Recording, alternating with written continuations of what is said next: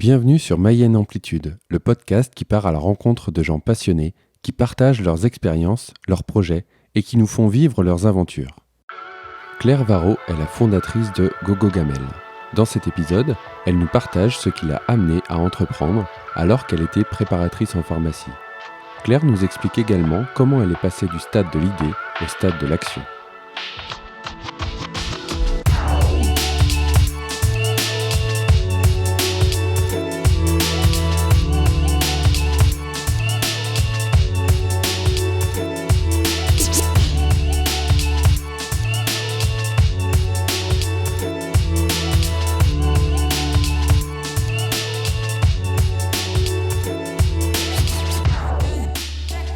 Bonjour Claire.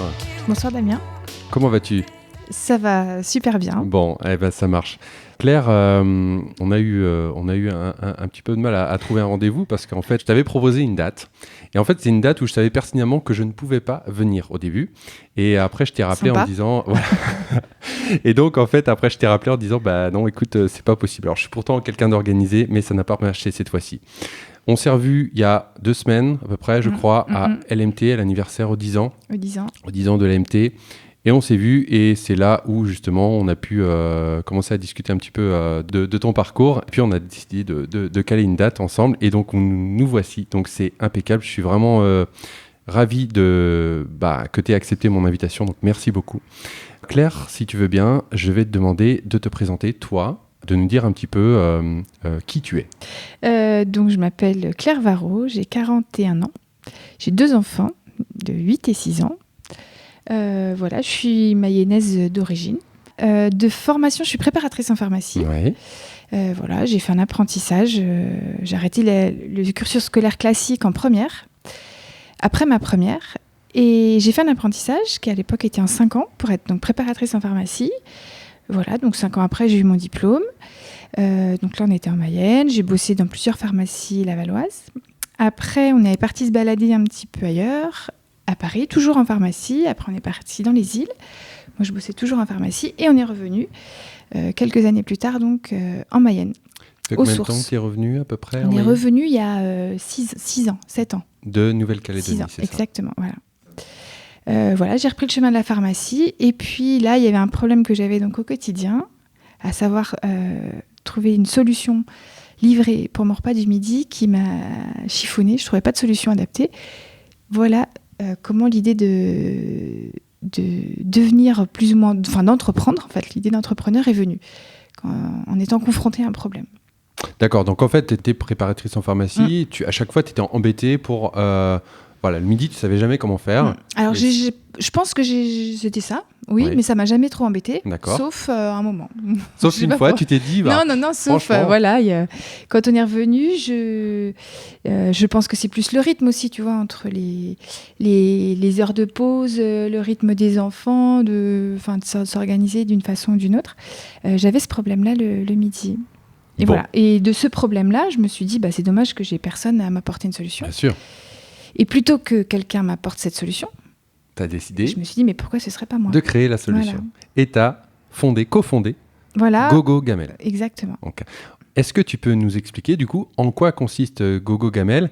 Et justement, on parlait de l'anniversaire de LMT tout à l'heure, et j'ai trouvé sympa l'idée d'Antoine Tétard d'expliquer à un enfant de 5 ans un petit peu ce qu'est une start-up, une boîte. Alors, imagine que je suis un enfant de 5 ans, et est-ce que tu peux m'expliquer ce que tu fais, ce que tu proposes, et comment ça se passe ? Donc, moi, c'est super simple. Je propose de te livrer ton repas du midi sur ton lieu de travail. Voilà, tout simplement. D'accord. Après, dans les détails, c'est pas moi qui cuisine. L'idée, c'est de s'approvisionner chez différents traiteurs, restaurateurs du coin, en fait, de Laval. Le principe, c'est je laisse les pros faire ce qu'ils maîtrisent parfaitement. Moi, je propose plutôt en fait une solution de communication, de logistique pour arriver à toi. Donc, comment ça se passe ? En tout cas, j'en sais rien. Tu vas me dire, parce que j'ai jamais commandé chez Gogo Gamel. Je veux commander un repas. Explique-moi comment je dois faire. Tu te mets derrière ton ordi, tu tapes gogogamel.com et là, tu vois les menus apparaître. Tous les jours, tu as 2 menus au choix. 2 menus, d'accord. Voilà. Tu prends celui qui te plaît, celui qui te convient, celui qui correspond au jour qui te va, ou tu prends tous les jours. Hein, je Oui. commande, voilà, il y a entre 8 et 15 jours de visibilité de menu sur le site, en fonction de D'accord. mon retard ou pas. Ok. Donc voilà, il y a 1 à 2 semaines de visibilité, la possibilité de commander groupé ou au coup par coup, tu peux commander ponctuellement. Voilà, c'est super simple, en un clic, tu commandes, tu valides, tu payes en ligne, c'est un site sécurisé. Pour ceux qui ont les tickets resto, c'est possible également de le valider. Et puis voilà, moi, tu m'as indiqué ton adresse de livraison. Ouais. J'arrive sur mon cheval rose sur ton lieu de travail et je mets ton sac qui est donc personnalisé, puisqu'il est à ton nom, dans le frigo de ta cafétéria. D'accord. Donc, par contre, il faut commander la veille. Alors, tout pendant que j'ai de la dispo, tu trouves le menu en ligne sur le site. Donc D'accord. là, par exemple, pour demain, je sais quelle capacité j'ai encore à vendre. Donc c'est possible. Après, plus tu anticipes, plus tu es sûr d'en avoir, tu vois, D'accord. par exemple. Ok. Et donc, toi, le matin, tu livres entre 8h 8h30 et midi et demi. Midi et demi. Ça, c'est le... Ça arrive dans mon frigo. Ouais. Moi, je fais rien. Moi, c'est froid. Je mange. Alors, Tu c'est manges, froid, voilà. Moi, je livre en liaison froide. Ouais.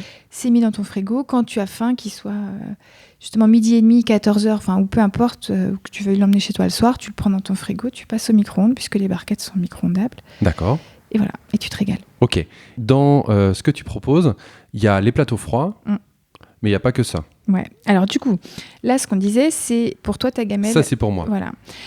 En fait, on a une demande de nos clients qui nous est remontée, c'est d'avoir une solution pour les groupes, en fait, une solution froide à manger. D'accord. Donc du coup, toujours sur le même concept. On s'associe aux meilleurs traiteurs, aux meilleurs restaurateurs, aux meilleurs pâtissiers, etc. Enfin, chacun son... Et on fait un petit combo de tout ça et on propose des plateaux repas froids. Donc là, adaptés aux formations, aux séminaires...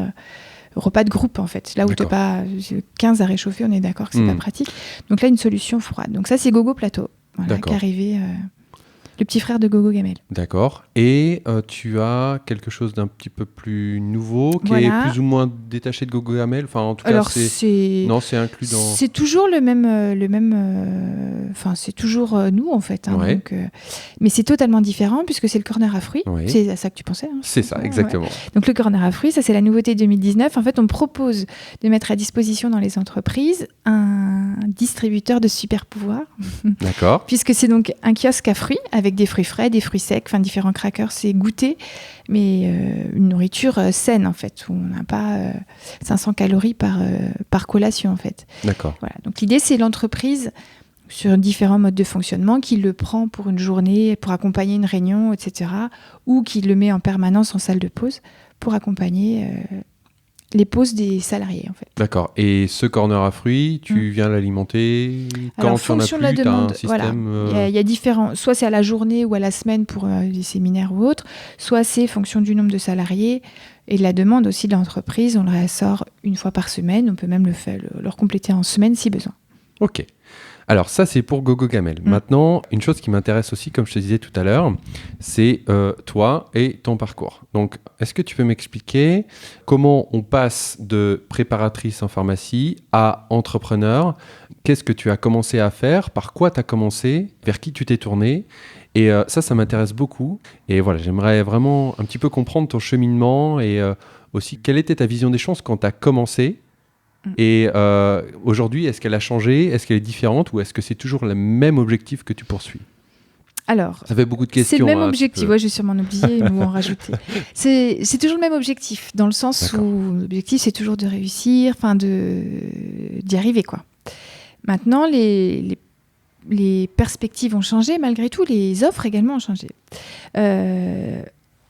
Mes parents étaient artisans. Donc voilà, entrepreneur et tout. Oui. Moi, je me suis jamais dit, par contre, il fallait que je sois chef d'entreprise. J'ai jamais eu cette volonté-là. Par contre, comme je disais tout à l'heure, quand j'ai rencontré ce problème du midi, en me disant, arrête d'attendre qu'on t'apporte une solution.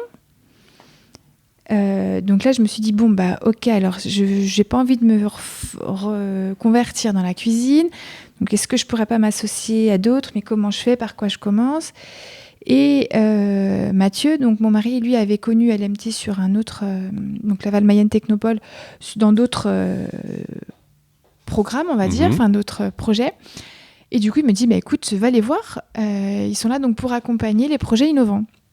Alors, j'ai dit, mais innovant, moi, j'ai pas inventé la carte bleue, quoi. Il me dit, non, mais c'est innovant. Ce service n'existe pas à Laval, donc va les voir. Si c'est pas, enfin, au pire, ils vont me dire que ça les concerne pas. C'était juste pour proposer ton idée. Ben, en fait, pas tant les proposer, pas la proposer, mais pour me dire, j'ai plein de choses en tête. Comment je peux faire pour faire les choses correctement. Ça, c'est intéressant. Donc, du coup, je suis allée voir Antoine à Laval Mayenne Technopole. Il y avait un programme qui s'appelait Idefactory à l'époque, qui commençait tout juste un mois après. Donc, je leur ai présenté mon idée. Alors, excusez-moi, on se situe en 2016. Là, on devait être en 2015. En 2015, d'accord. J'ai commencé ça en novembre 2015. D'accord.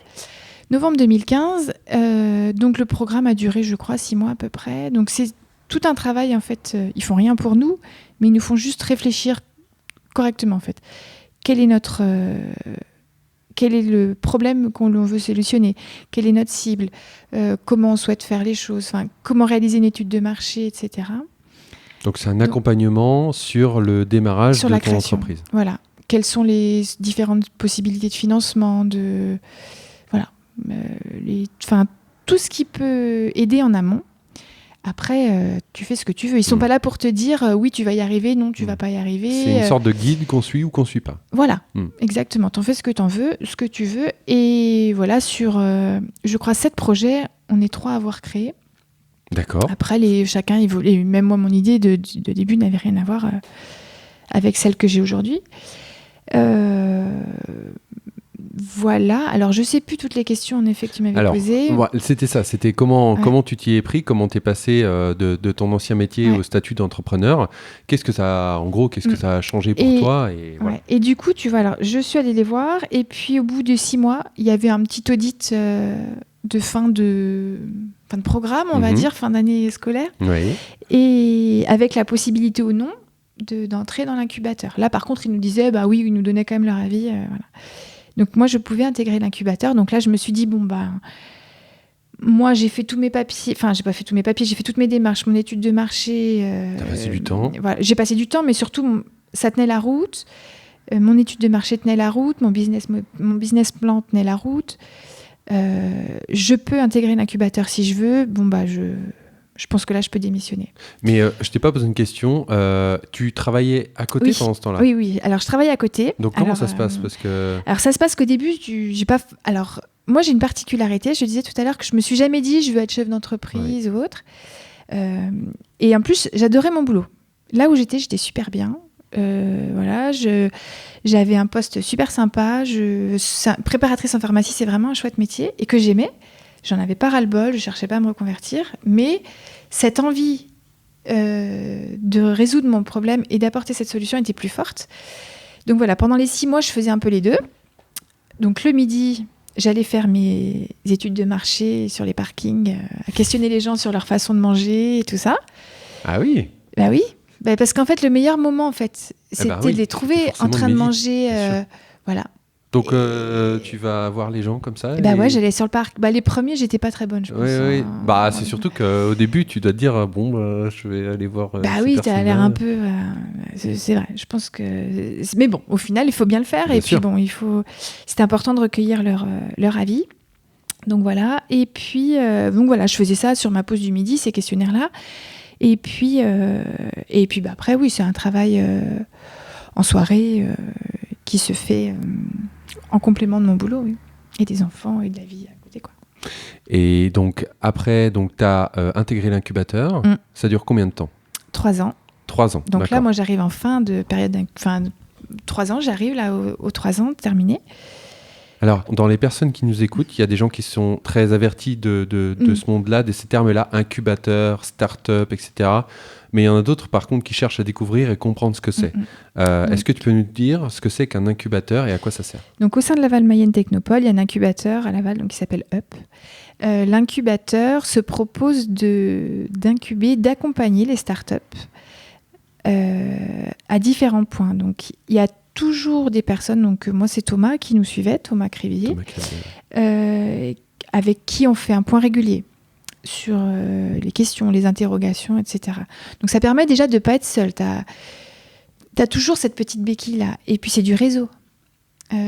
Ça t'ouvre les possibilités de rencontrer plein de personnes qui tournent autour de cet incubateur. Exactement. Si tu te dis, mince, je me suis plantée sur, je sais pas quoi, il faudrait que je demande à un avocat quel type de... Enfin, je sais pas, j'ai un exemple.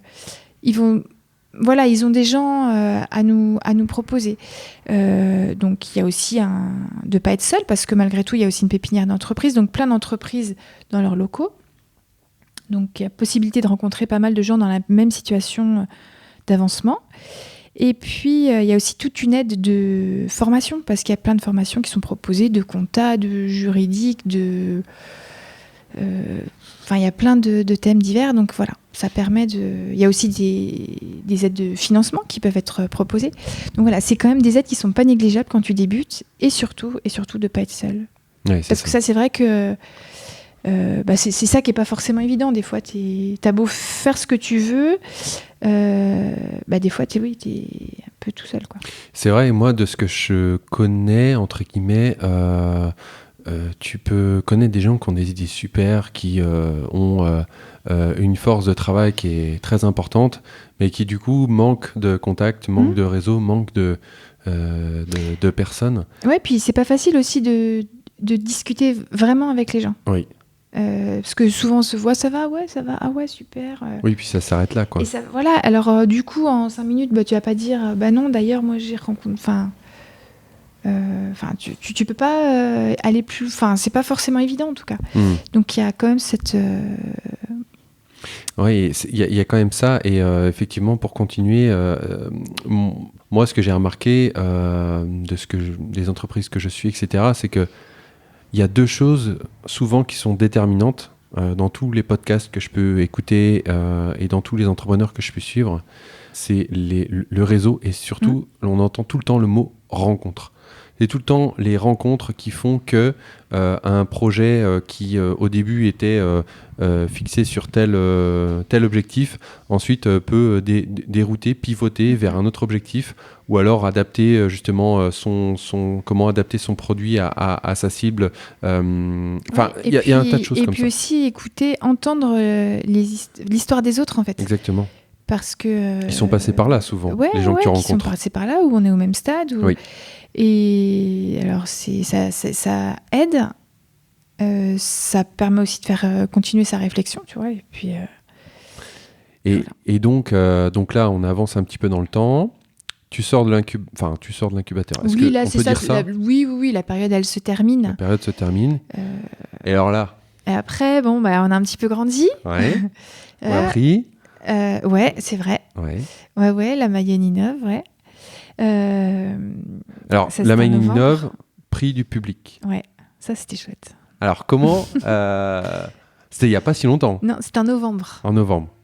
Alors, donc, la Maïaninov, c'est un concours ouvert à toutes les entreprises mayennaises innovantes, à leur façon. Donc voilà, il y avait plusieurs catégories. Oui. Je crois qu'il y en avait 7. Ouais, j'allais dire 6, je sais plus. Enfin, il y avait innovation, il y avait bien-être, parce que moi, j'étais donc en bien-être. Désolée, j'ai oublié les autres. Donc, je crois qu'il y avait 5 catégories. Un prix coup de cœur du jury. C'est ça. Et le 7e, le public présent à la soirée, voté en direct pour son chouchou. Et c'était... Alors moi, j'étais pas à cet événement-là, mais c'était une soirée où chacun pitchait son non. Non, pas du tout. Non, pas du tout. En fait, dans chaque catégorie, il y avait 3 sélectionnés. Les 3 sélectionnés, ils ont passé des petites slides... Il y avait 3 slides par entreprise, je crois, qui résumaient vite fait, qu'ils lisaient pour nous. Et puis donc, tu étais dans ces 3-là. Ouais, en fait, c'est ça. Et le public a voté. Ouais. Alors, j'imagine que, d'après ce que j'ai lu dans la presse, tu t'y attendais absolument pas. Non, je m'y attendais pas du tout. En plus, je me doutais que j'avais pas de prix, parce que je savais je savais les lots. Chaque gagnant de chaque catégorie avait une vidéo. D'accord. Moi, on m'avait pas du tout contacté pour une vidéo ou autre. Donc, je me suis dit, à mon avis, ça sent pas bon, quoi. Si j'avais une vidéo, vu que ça commençait forcément en amont de la soirée, voilà. Et puis, du coup, j'avais un petit peu occulté ce prix. En plus, je savais pas qui y avait en face de moi. Tu connaissais pas les autres participants. Voilà, il y avait donc au total, il y avait 17. Je connaissais pas les autres, en fait. Je savais pas qui ça pouvait être. Et puis voilà. Et puis après. quand ils ont reparlé de ce coup de cœur, je me suis dit, oh là là, imagine là, les gens, ils votent pour toi. Et puis voilà. Bon, et je pense que ça donne une énergie le lendemain, tu as dû te sentir. Folle. Alors là, ça va carburer.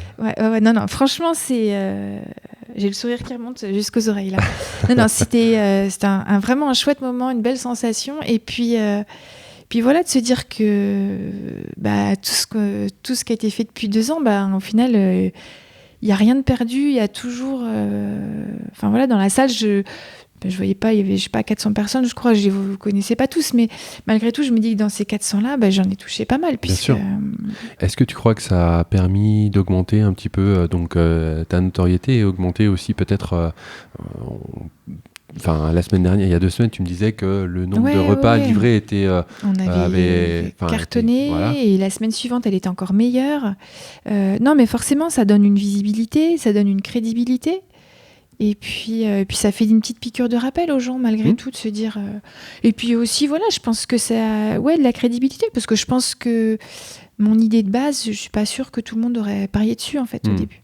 Est-ce je reviens un peu à ton idée et ton concept d'entreprise. Est-ce qu'on peut dire que GoGoGamel, c'est, on va dire, j'aime pas trop le terme équivalent, mais une symétrie un peu de ce qu'on peut trouver dans les grandes villes, style Uber Eats, tout ça. Oui, on peut retrouver dans le sens où c'est une solution livrée de repas, équilibrés. Oui, c'est ça. Donc oui, on peut... Sauf que j'ai pas 50 livreurs à vélo. Voilà, c'est ça. T'es toute seule, avec ta voiture rose. Alors, si jamais les gens qui nous écoutent voient une voiture... Alors là, la voiture, elle est ultra voyante. Ouais. Elle est belle. Elle est belle. Et c'est vrai que c'est forcément ça. D'un point de vue comment dire, on va dire marketing, image, tout ça, c'est hyper intéressant. Et donc, tu as une aide aussi pour ça, Mathieu. C'est ça. Donc, du coup, moi, je suis au quotidien à 100% dans la société. Oui. Mathieu, mon mari, lui, est directeur artistique dans une agence de communication. Donc, il a son emploi à temps plein. Mais malgré tout, c'est lui qui gère la communication de GoGoGamel. Donc, le Facebook, les newsletters, tout ça, c'est lui. Et alors moi, je te suis notamment surtout sur Instagram et je dois dire, en fait, on sent vraiment la patte d'un pro de pro. Hein. Il est bon. Hein. Ah oui, ça donne envie. On dit, les plats, ils sont super sympas. C'est super. Non, mais c'est vrai qu'on attache une importance à ça. Les photos, on les fait nous-mêmes, dans le sens où... Parce que souvent, les traiteurs nous proposent des fois de faire des photos ou autre. Ce qu'on veut, c'est qu'il y ait une unité. Bien sûr, qui est pas... et ça se voit. Parce que sinon, si on se met tous à... S'il y a des plans de travail différents, des lumières différentes, des appareils différents, au final... c'est pas forcément le rendu qu'on veut avoir. Donc on essaie d'avoir un site accessible, assez intuitif et joli. Facile, simple, beau, intuitif, toutes les clés en fait pour proposer un maximum de repas. Et alors justement, tu parlais de tes partenaires tout à l'heure, tu les sélectionnes comment ? T'en as 4 ? Alors là, un petit peu plus en ce moment. D'accord. Un petit peu plus. Est-ce que est-ce que c'est toi qui vas vers en disant voilà, je m'appelle GoGoGamel, je propose la livraison de repas ? Alors, en fait, au début, dans l'année avant, pendant que je réfléchissais au programme, on allait manger un peu partout, prendre des plats emportés, voir ce que les gens faisaient, ce que les traiteurs faisaient, 1 fois, 2 fois, 3 fois, 4 fois, parce que tu peux bien manger 1 fois, mais... Et voilà, ça nous a permis de voir ceux qui nous intéressaient. Après, on allait voir ceux-là, en leur disant, voilà, moi j'ai telle idée, tel projet, tel budget. Après, est-ce que ça vous dirait de jouer le jeu avec moi ? Est-ce que ça vous dirait à quelle fréquence, quel menu, etc. Si on parle un petit peu de ton quotidien, est-ce que tu peux nous expliquer, est-ce que tu as une routine quotidienne ? Est-ce que tu as une organisation particulière ? Est-ce que tu te qualifierais quelqu'un plutôt organisé ou moins bien ? Est-ce que tu as... Voilà. Et comment tu démarres le matin, tu commences par quoi ? Alors le matin, donc la journée commence tôt forcément, pour livrer à 8h30, il faut... je passe récupérer mon pain chez un artisan boulanger. D'accord. Et ensuite, je conditionne mes sacs dans le local. Donc, mes plats sont récupérés également. Après, en fait, moi, je récupère les plats en barquette. Moi, j'ai tout un travail, on va dire, de conditionnement. Je mets dans un sac qui sera donc à ton nom, ton entrée, ton plat, ton dessert. Si tu as demandé des couverts, je te mets des couverts. Parce que les couverts sont gratuits, mais en option, en fait. Donc, soit je mets juste une serviette, soit je mets les couverts, un petit bonbon, un morceau de pain. Si tu as pris une boisson ou autre, je la rajoute et je ferme ton sac. Voilà, donc j'ai toute cette partie-là de conditionnement. Je charge la voiture et puis je commence ma tournée de livraison. Donc après, là, on est de 8h à midi et demi. Voilà, en gros, 8h30, 9h à midi. Ok. Midi et demi, voilà, l'après-midi, j'ai tout un travail d'organisation sur les semaines à venir, les menus, de retrouver des nouveaux traiteurs ou des nouvelles suggestions. Ce qui me prend beaucoup de temps, c'est de mettre les menus, par exemple, en ligne. C'est assez long, en fait, pour... donc il y a ça, il y a la compta. Les menus, qui est-ce qui les sélectionne ? C'est toi qui... Alors en fait, les traiteurs me donnent leurs possibilités. D'accord. Avec leurs exigences, on va dire, à savoir ce plat-là, me le mettez pas en début de semaine ou pas en fin de semaine parce que ça rentre en fonction des commandes ou autres, des fréquences ou autres. Et fonction de leurs conditions, on va dire, moi je fais un mix de tout ça et je fais des menus. D'accord. Je propose des menus au quotidien. Donc voilà, donc l'après-midi, c'est ça, c'est commander des contenants, réceptionner mes commandes. Qu'est-ce que je disais ? Oui, la compta, faire les menus, je sais pas quoi dire, pourtant je suis pas mal débordée. Non, mais ça se comprend. En règle générale, la vie d'un entrepreneur, c'est... Oui, voilà. Non, mais c'est surtout ce qu'il faut, c'est... Forcément, il y a de l'imprévu tous les jours. Donc, il faut que tout soit bien carré pour que l'imprévu ne mette pas dedans. Oui. Que tout soit bien organisé pour que, si jamais il y a un imprévu, on puisse le gérer et que ça ne mette pas... Quand tu crèves, si tu n'avais pas préparé ta journée au top, c'est... Voilà. Imaginons que tu connaisses une personne qui veut se lancer, qui a un boulot et qui a une idée comme toi. Donc on revient, on va dire 3 ans et demi, 4 ans en arrière pour toi. Qu'est-ce que tu peux lui donner comme conseil pour se lancer ou pas ? J'en sais rien. À quoi tu penses qu'il faut faire attention ? Est-ce que tu as des conseils à donner ? Alors, moi, la seule chose, je pense que dès l'instant où il y a une idée, il faut aller jusqu'au bout. Ça, c'est sûr. Après, il faut faire les choses correctement. Il ne faut pas foncer la tête dans le mur, justement, sans avoir éclairci tout ce qui devait être éclairci. Mais après, non, s'il y a le moindre doute, faut y aller, quoi. Donc, un conseil, foncer. Foncer. Ah oui. C'est ça. Et toi, tu as des exemples, des mentors, des gens que tu suis, on va dire des personnes que tu apprécies pour leur parcours entrepreneurial, ou est-ce que tu n'as pas forcément de modèle, tu traces ton sillon non, j'ai pas forcément de modèle d'entrepreneur. Après, j'apprécie dans les différentes conférences ou autres quand il y a un côté humain qui ressort. C'est vrai que de faire transparaître, de pas trop dissocier malgré tout je sais pas moi, la vie de famille, le quotidien de sa vie d'entrepreneur. Voilà, ça c'est quelque chose auquel je suis sensible. Quand tu vois quelqu'un, alors tout dépend forcément le thème et la discussion, mais qui te parle que de son entreprise, c'est super. Mais quand tu as quelqu'un qui te dit, bah oui, alors en plus mes enfants, qui racontent leur vie, mais de sentir qu'ils ont la même vie que toi, avec les mêmes problèmes, les mêmes joies que toi, et que ça roule, quoi. Et ça, j'aime bien. Et est-ce que tu as des outils que tu utilises pour gérer ton temps, tes projets ? Est-ce que tu as des outils de collaboration, peut-être avec Mathieu ou avec tes partenaires ? Est-ce que tu as des choses comme ça que tu utilises ? Avec mes partenaires, chaque partenaire, j'ai un moyen de communication différent. D'accord. J'ai des mails, j'ai WhatsApp, j'ai SMS. Ça dépend vraiment des fonctionnements de chacun. Et ça me dérange. C'est à moi de m'adapter à eux aussi. Okay. Et ça me dérange pas. Moi, en perso, j'ai un outil qui s'appelle Task pour me faire ma liste, ma to-do list justement de tout ce que j'ai à faire. Et je trouve ça super bien. Alors Mathilde Blanche disait, la to-do list, c'est la vie. Est-ce que tu es d'accord avec elle ? Est-ce que sans ça, tu peux pas... C'est la vie ? Oui, je veux dire, elle disait ça. Elle peut pas faire autrement, quoi. Ouais. Alors en fait, moi, Task m'a un peu sauvé la vie parce que sinon, je note sur mon agenda ou je note sur un bout de papier ou je m'envoie... Stop. Donc au final, je perds mon agenda, je perds mon papier.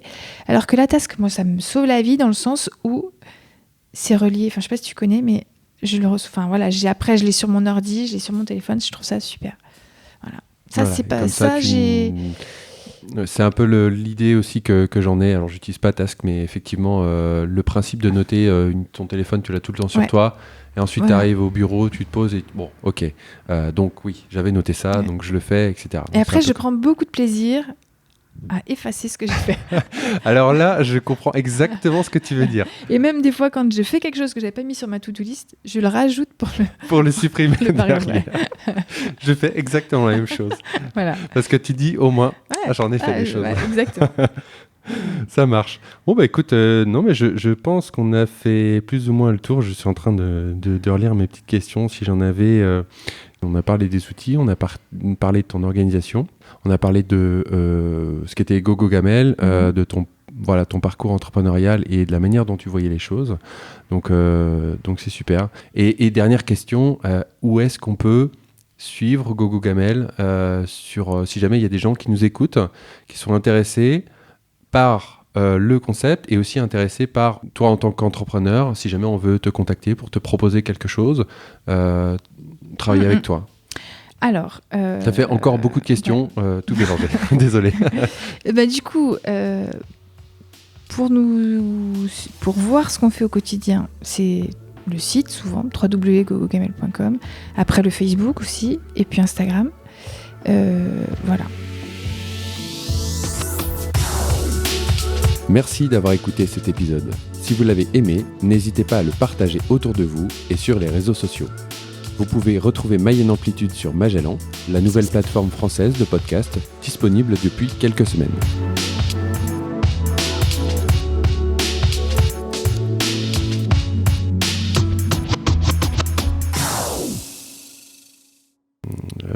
Je pense que c'est terminé en fait.